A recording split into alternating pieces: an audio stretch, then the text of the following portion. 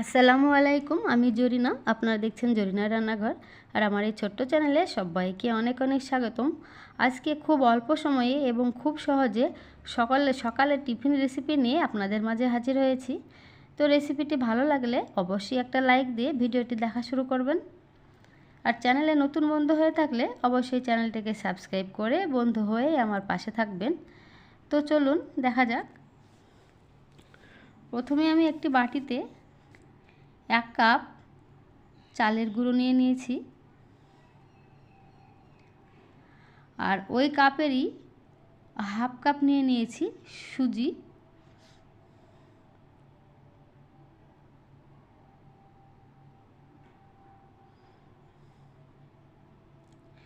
এবার আমি অল্প অল্প জল দিয়ে একটি পাতলা ব্যাটার তৈরি করে নেব।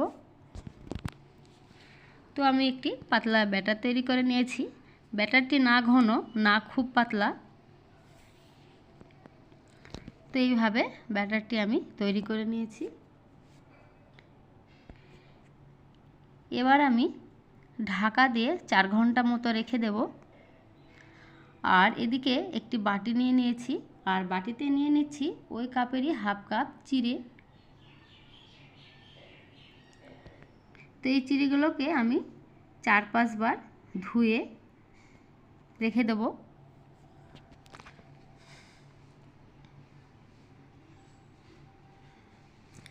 তো আমি 4-5 বার ধুয়ে নিয়েছিলাম।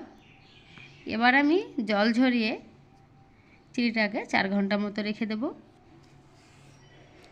4 ঘন্টা পর ফিরে আসলাম। চিড়েগুলোকে আমি পেস্ট করে নিয়েছি। তো এইভাবেই পেস্ট করে নিতে হবে। এবারে আমি চিড়ের পেস্ট সমস্ত মিশ্রণের মধ্যে ঢেলে দিলাম। ঢেলে দিয়ে আমি খুব ভালোভাবে মাখিয়ে নেব।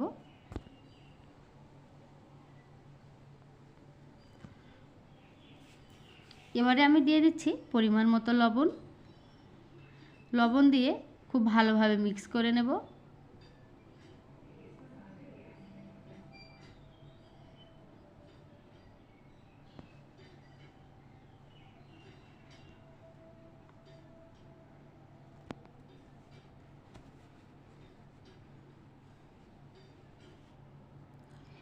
অন্যদিকে আমি উনুনে কড়াই বসিয়ে দিয়েছি এবং সাদা তেল দিয়ে দিয়েছি।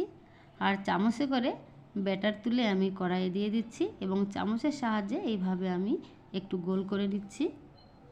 এবারে আমি দিয়ে দিচ্ছি লঙ্কা কুচি। যেহেতু বাচ্চাদের টিফিন তাই লঙ্কা বেশি দেওয়া যাবে না, আমি 4 কুচি লঙ্কা দিয়েছি। আর দিয়ে দিচ্ছি গাজর কুচি, আর দিয়ে দিচ্ছি টমেটো কুচি, আর দিয়ে দিচ্ছি পেঁয়াজ কুচি, ক্যাপসিকাম কুচি। এবারে আমি উল্টিয়ে নিচ্ছি। তো এক পিঠ খুব ভালোভাবে হয়ে গেছে, আবারও এক পিঠ উল্টিয়ে নিচ্ছি। এবারে আমি তুলে নিচ্ছি। আবারও একটা বানিয়ে আমি দেখিয়ে দিচ্ছি। তো 2 চামচ নিয়ে নিলাম, আবারও সেই চামচের সাহায্যে গোল করে দিলাম।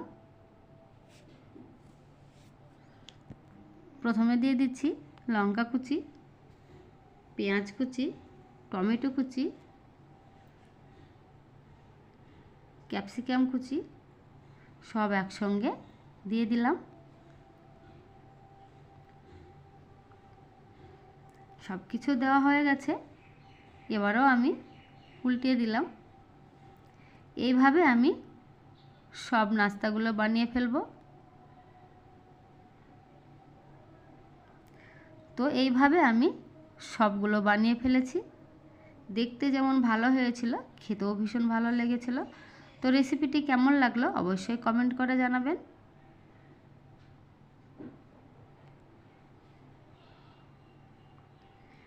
তো আমার ঘরে তেঁতুলের চাটনি ছিল, তো আমি তেঁতুলের চাটনি দিয়েই খেয়েছি। আপনারা চাইলে আমের চাটনি বা টমেটোর চাটনি যে কোনো চাটনি দিয়ে খেতে পারেন।